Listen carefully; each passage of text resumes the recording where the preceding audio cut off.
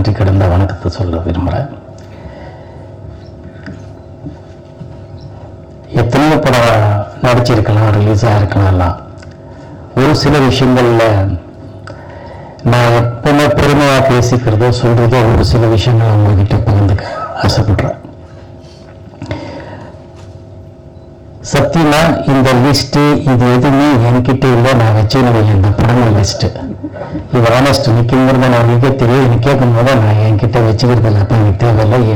ஏன்னா இந்த ஹராத்தா அவங்களோட முதல் படம்.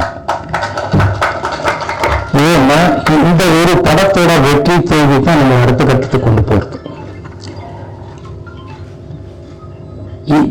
அதை கடந்து போகும்போது அதை மறந்துட்டு இன்னொரு படத்தில் நான் கான்சென்ட்ரேட் பண்ணுறோம், ஃபோக்கஸ் பண்ணுறோம்.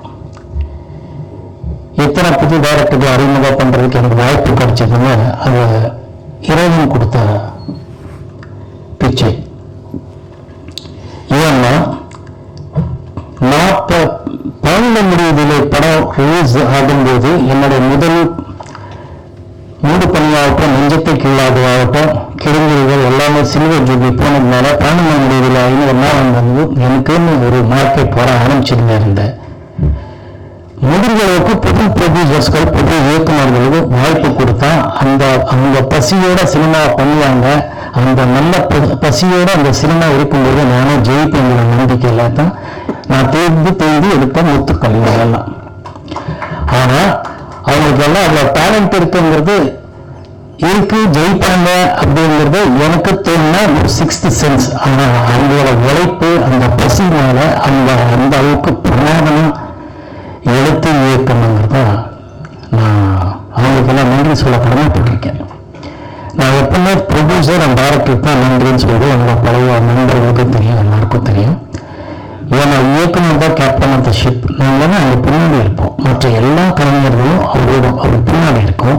ஸோ அவர் தான் கேப்டன் ஆஃப் த ஷிப். எந்த டைரக்டராக இருந்தாலும், எந்த படமாக இருந்தாலும் அந்த ஷிப் தான் அந்த ப்ரொடியூசர். அவர் இருந்தால் தான், அந்த ஷிப் இருந்தால் தான் டைரக்டர் நம்ம எல்லாரும் இருப்போம். ஸோ இவங்க 2 பேரோட உழைப்பு மட்டும் இல்லை, அந்த ஃபோக்கஸ் பாயிண்ட்டு தான் நான் எப்பவுமே ரசிப்பேன். ஸோ இப்போ பழைய விஷயங்களை விட நம்ம புது விஷயத்த பகிர்ந்துக்கலாம் ஆசைப்படுறேன். பாட்டுகள் பற்றி எல்லாரும் சொல்றாங்க, அதுக்கு இளையராஜா சார் தெய்வம், அவர் உண்மையான இசை ஞானிங்கிறதுல 2வது வார்த்தை அந்த தமிழனும் சொல்ல முடியாது, இந்த ரசிகனும் சொல்ல முடியாது, இந்த ரசிகையும் சொல்ல முடியாது. அவரு 1500 படத்தை மேல பண்ணிட்டார். அவரு என்னை பொறுத்தவரை எல்லா இயக்குநர்களுக்கும், எல்லா தயாரிப்பாளர்களுக்கும், எல்லா நடிகர்களுக்கும் பிரமாதமான பாட்டு கொடுத்திருக்காரு. இதுல எந்த மந்திரியும் யாருக்கும் அவர் பண்ணதே இல்லை. சரி, சில நடிகர்கள் பற்றி என்ன சொல்றாங்கன்னா, அந்த படம் ஓடி இருக்கு.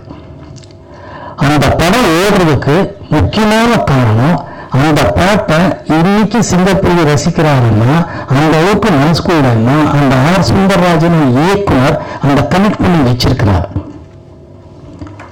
அது ரொம்ப முக்கியம். அதையும் நான் பாராட்டுமே சொல்லணும்னு ஆசைப்படுறேன். ஒரு பாட்டு வெற்றியதுக்கு வரிகளு டியூன் மட்டும் காரணம் இல்லை, அதோட சேர்ந்து அது எத்தனை விஷயங்கள் இருக்கு. அது எல்லாமே சேர்ந்து அந்த கஷ்டத்தை புரிஞ்சுக்கிறதுன்றது ஏன் சொல்றேன்னா, ஆடியன்ஸ் ரசிக்கிறாங்க. ஆடியன்ஸோட கனெக்ட் ஆன மட்டும்தான் படம் வெற்றி அடையும். இல்லைன்னா எத்தனையோ படங்கள் பார்த்தீங்கன்னா, என்ன விட உங்களுக்கு எல்லாம் ட்ராக் ரெக்கார்டு தெரியும், சூப்பர் ஹிட் ஆடியோகள் இருக்கும். பட வெற்றி அடைஞ்ச பிறகு அந்த பாடல்கள் அவ்வளோ பெருசா பேசுறது இல்லை. ஏன்னா படம் அவ்வளோ பெருசா இல்லை. என்னோட ஐயம், என்னோட அதிருஷ்டம், என்னோட அப்பா அம்மாவோட அதிருஷ்டம், எல்லாருக்கு மேலே என் உயிரின் முற்றாய் இருக்கிற ரசிகர்களோட ஆசீர்வாதம் தான் என்னோட படங்கள் ஓடுறதுக்கு காரணம். என்னை அந்த வீட்டில் ஒரு தப்பு பிள்ளை நிறைய வச்சுக்கிட்டாங்க. என் பையனாவோ, தம்பியாவோ, அண்ணனாவோ, காதலனாவோ என்னன்னா வச்சுக்கிட்டாங்க. ஏன்னா ஒரு எத்தனையோ படங்கள் சொல்லலாம். ஒரு விதியில நான் வில்லனா நடிச்சாலும் நல்ல மோகன் தானே அப்படின்னுவாங்க. மௌனராகம் மாதிரி ஒரு நல்ல பொசிஷனா நடிச்சா நல்ல மோகன் தானேன்றாங்க. ரெட்டிவால் குருவில 2-3 பின்னாட்டுகளை சமாளிக்கிறாங்க, நல்ல மோகன் தானேன்றாங்க. அதுக்கு அந்த இயக்குநர்கள் பட்ட கஷ்டங்கள் தான் எனக்கு தெரியும். கிரேட் டைரக்டர்ஸ் பானுமேந்திரா சார் ஆகட்டும், மணிரத்னம் எல்லாரும் இருக்கிறாங்க. அவங்க எல்லாரோடையும் இயக்கம் அப்படிங்கிறது ஆடியன்ஸை உட்கார வச்சுச்சு, மறுபடியும் பார்க்க வச்சுச்சு. இளையராஜா சார் இசையை மறுபடியும் கேட்க வச்சுச்சு. இவங்க எல்லாருக்கும் நான் நன்றி சொல்ல கடமைப்பட்டிருக்கேன். இப்போ ஹரா பத்தி பேசுறேன்.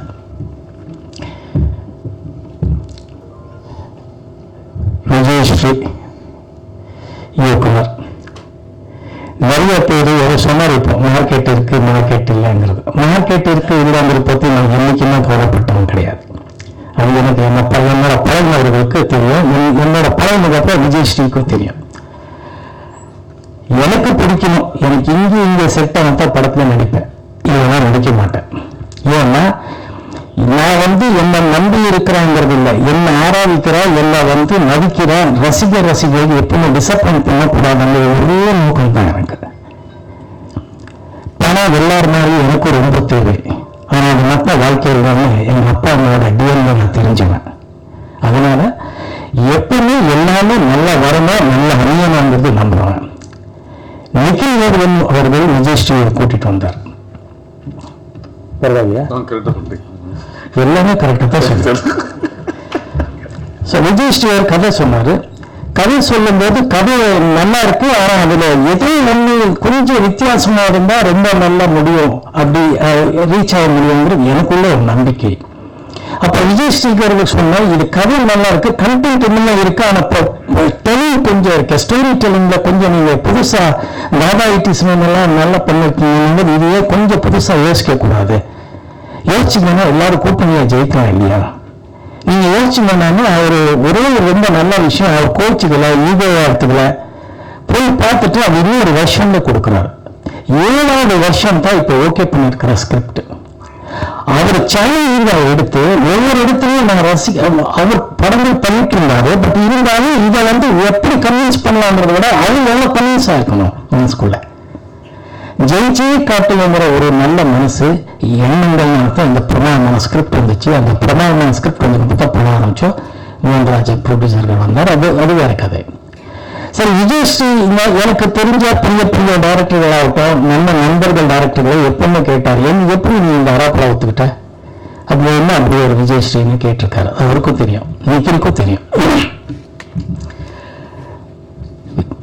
நான் ஏதோ 50 டைரக்டரோட ஒர்க் பண்ணிருக்கேன்றாரு. அது ஓகே. பெரிய ஜீனியஸ் டைரக்டர் கிட்ட ஒர்க் பண்ண பாக்கியம் எனக்கு கிடைச்சது. பாலுமேந்திரா சார் ஆகட்டும், மகேந்திரன் சார் ஆகட்டும், சிங்கிகம் ஸ்ரீனிவாஸ் ஆகட்டும், பாபு சார் ஆகட்டும், பாலஜி, நிறைய ஜீனியஸ் எல்லாருமே என்னோட பாக்கியம். அது Babu sir, J Williamson, Malayalam, எந்த ஆல் லாங்குவேஜ்ல எனக்கு கிடைச்ச பாக்கியம்.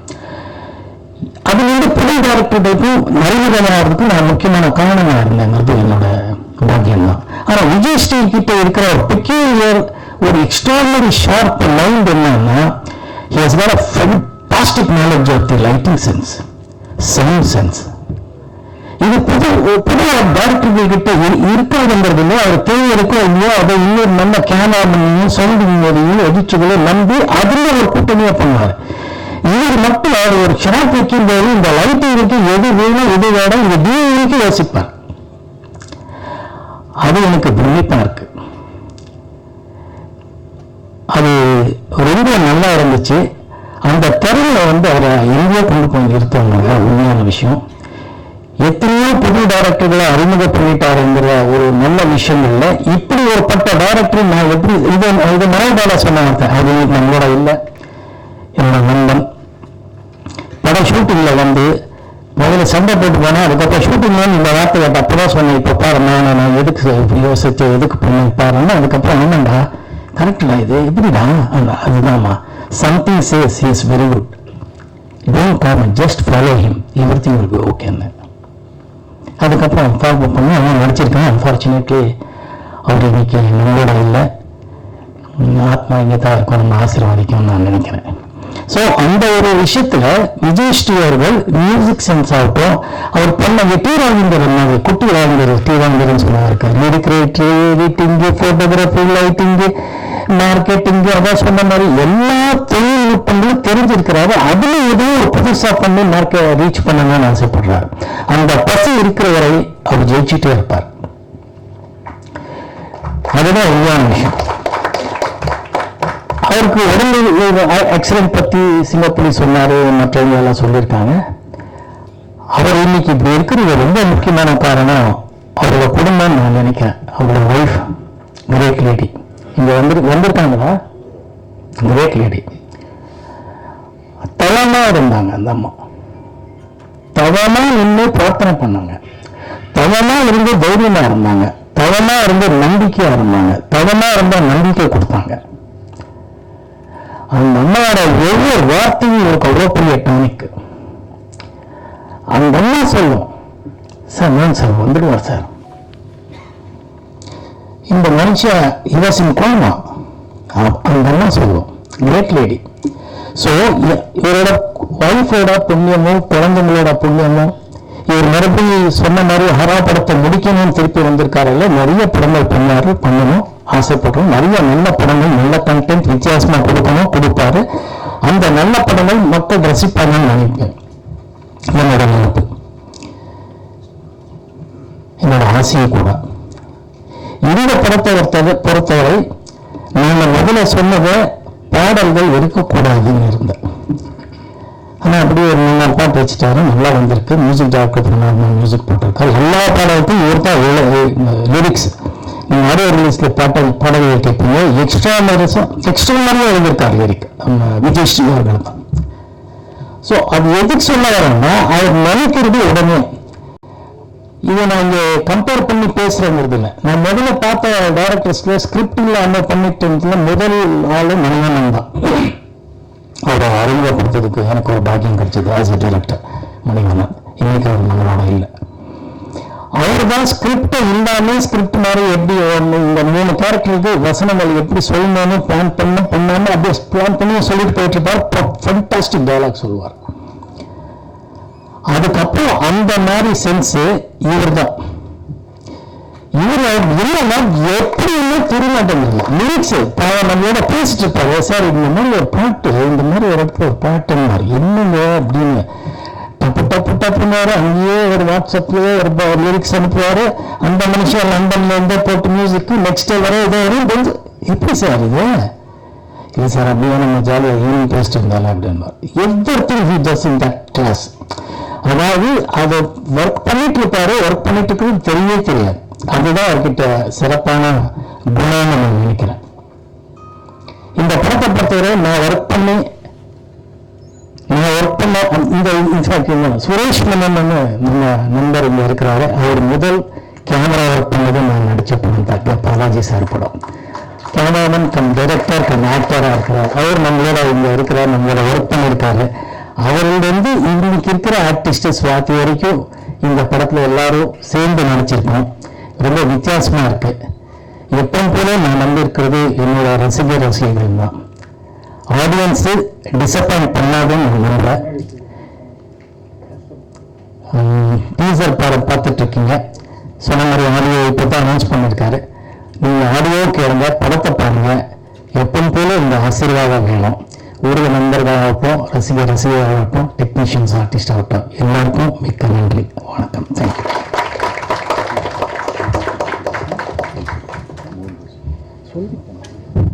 சாரி, எமோஷனலாக மோகன்ராஜ் சார் பற்றி சொல்லலையா? நான் எல்லா படத்துக்கும் தயாரிப்பாளரும் இயக்குனர் தான் சொல்கிறேன்னு சொல்லிட்டு இருக்கேன். இந்த படத்துக்கும் மன்னிச்சுக்கோங்க மோகன்ராஜ் அவர்களை. நான் சொன்னதான் நினைக்கிறேன், சொல்லலைன்றது தப்பா நினைக்கிறீங்க. மிக்க நன்றி. சொன்ன மாதிரி கோயத்தம்பி சார் ஃப்ரம் கோயம்புத்தூர் மோகன்ராஜ் அவர்கள். இன்னொன்று சொல்லணும், கோயம்புத்தூரில் மக்கள் ஆகட்டும், போலீஸ் ஆகட்டும், எந்த டிபார்ட்மெண்ட்ல ஆகட்டும் அவ்வளோ உதவி பண்ணியிருக்காங்க. இந்த நேரத்தில் நான் அவங்களுக்கு எல்லாம் நன்றி சொல்ல இருக்கேன். தேங்க்யூ. ராமராஜன் சார் நடிச்சிருக்காங்க. ஆனால் உங்க 2 பேருக்குமே கிட்டத்தட்ட சேம் ப்ரொஃபைல், எல்லாமே ஹிட். அந்த மாதிரியான பிகாஸ் ஆஃப் வந்து சோமன் திங்ஸ். இப்போ 2 பேருமே வந்து நம்ம ராத்தனலாம் இயர்ஸ் நீங்கள் 2 பேருமே இப்போ ஒரே காலகட்டத்தில் படம் பண்ண போறீங்க, படம் ரிலீஸ் ஆக போகுது. ஸோ இதை பற்றி நீங்கள் என்ன நினைக்கிறீங்க? இன்னும் நல்ல விஷயம் தாங்க சார். மறுபடியும் 2 பேரும் ஹிட் ஆக போகிறோம். நல்ல விஷயம் உங்களோட ஆசீர்வாதம் வர வாழ்த்துக்கள். சமயத்தில் ஒரு பிரபல பத்திரிகை எழுதியிருந்தாங்க, பாடல்களுக்கு வாயை சேர்த்து சிவாஜி சாருக்கு அப்புறம் மோகன் ஆக்டிங், எக்ஸ்பிரஷன், டயலாக்ல எல்லாம் சிவாஜி சாருக்கு அப்படி ஒரு லிஸ்ட் கொடுப்பாங்க, கமல் சார் ஒரு லிஸ்ட் கொடுப்பாங்க. ஆனா ஒரு பிரபல பத்திரிக்கை என்னன்னா பாட்டுக்கு வசிக்கிறது இல்லை, நெக்ஸ்ட் சிவாஜிக்கு அடுத்ததுன்னா மோகன் தான் சொல்லியிருந்தாங்க. நீங்க ஒரு வேற்று மொழியிலிருந்து வந்தவர் என்ன சிறப்பை எடுத்துக்கிட்டு பண்ணீங்க, அச்சீவ் பண்ணீங்க? ஒன்றும் இல்லை சார், இந்த பாலு சார் குரல் கேட்டாங்க தானாக வாய ரசிக்கும் சார். ஏன்னா அவரு அவ்வளோ ஃபீலிங்காக தான் பாடிருப்பார் எல்லா பாடல்களும். அதை கொஞ்சம் கேட்டு அப்படி பண்ண அவ்வளோதான். இல்லை ஒன்றும் பிகாஸ் அவர் நீங்க பாலு சார் அந்த பாட்டை கேட்டீங்கன்னு வச்சுங்க, இந்த மணி ஓசை கேட்டு எழுந்த மாதிரிதாகட்டும், வைகரையில் வைகை கரையில் ஆகட்டும், இளைய நிலவாகட்டும், அந்த பாட்டு கேட்கும் போது யூ ஃபீல் லைக் நீங்களே ஆடணும் பாடணும், சோகத்திலையும் எல்லாமே அது தானா வரும். இன்ஃபேக்ட் என்னோட பெஸ்ட் அவார்டும் பாலு சார் சொல்லியிருக்கிறதா எனக்கு. ஆமா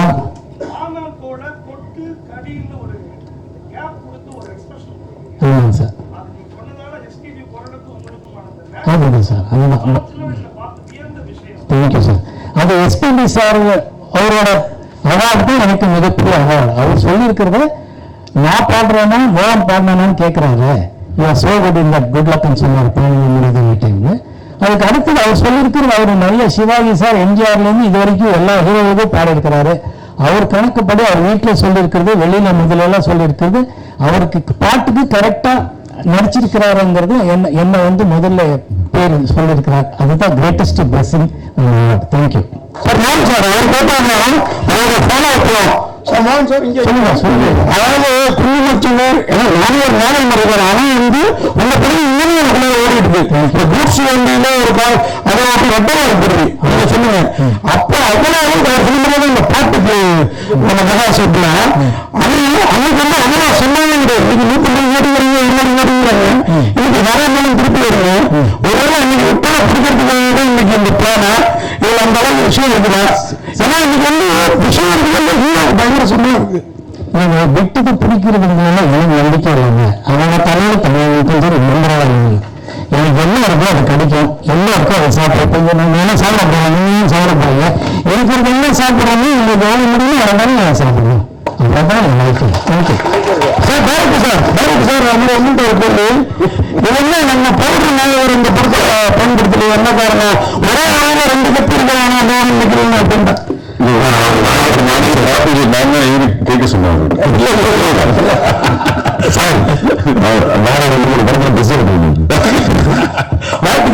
என்ன ஹரா ஹரஹரா சுந்தராவா இல்ல எல்லாமே சிவன் 1008 பேர் தூணி வைப்பான், பானை வைப்பான்னு சொல்லிட்டாரு. ஆலகரான்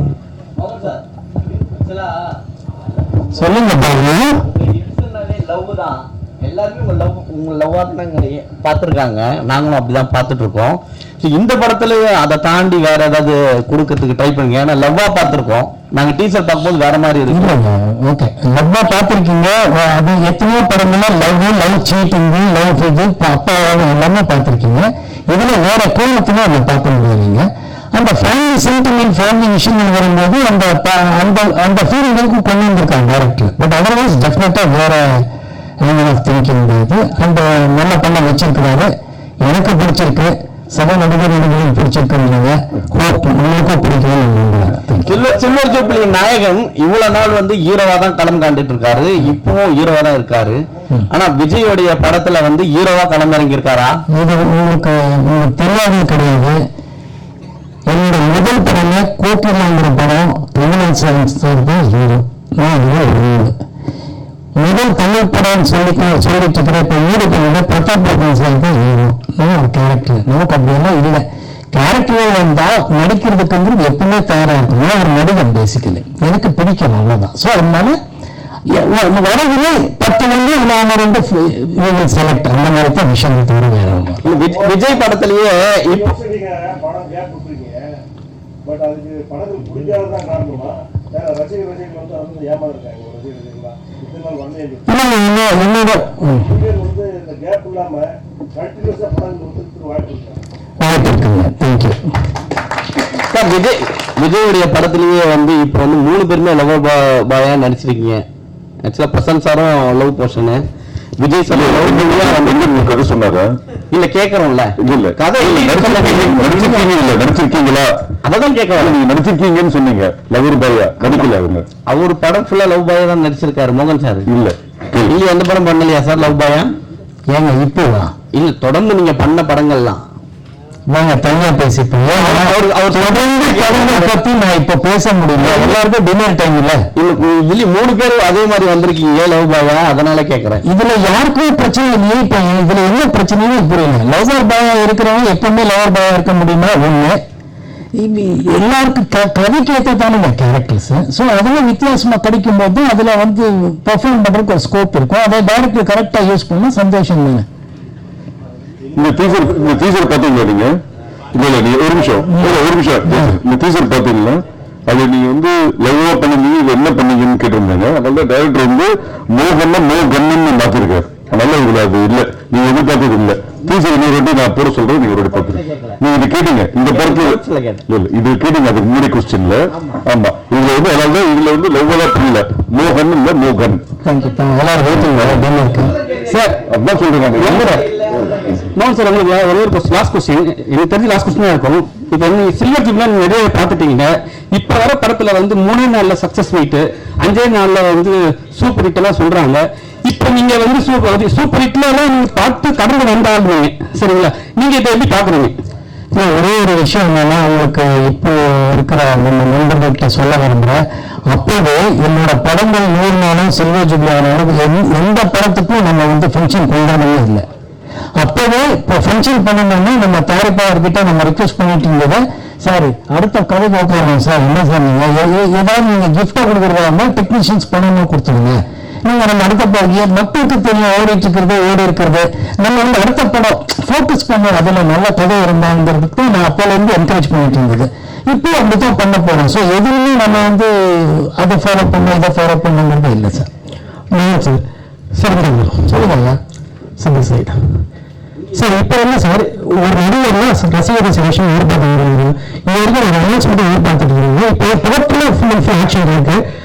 ஏதாச்சும் ஃபிளாஷ்பேக் போர்ஷன்ஸ் வந்து அனௌன்ஸ்மெண்ட் இருக்கு. இல்லைங்க தப்பாக உங்களோட ரசிகர்கள் எப்பவுமே நல்லதாக எதிர்பார்க்குறாங்க தவிர இதுதான் எதிர்பார்த்ததே இல்லைங்க ரசிகர். அதனால தான் நான் சொல்றேன், விஜய்ங்கிற படம் ரசிகர்கள் என்கிட்ட ரொம்ப பர்டிகுலரா எதிர்பார்த்துருந்தா அந்த படமே ஓடி இருக்காது.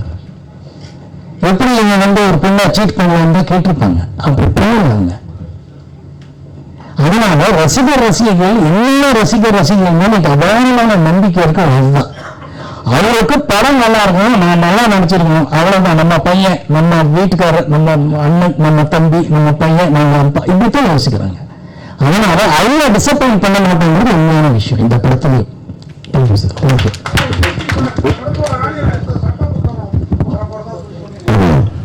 விதி படம் இன்னமும் எந்த படத்துல இருந்தாலும் விதி படம் இருக்குது இல்லை.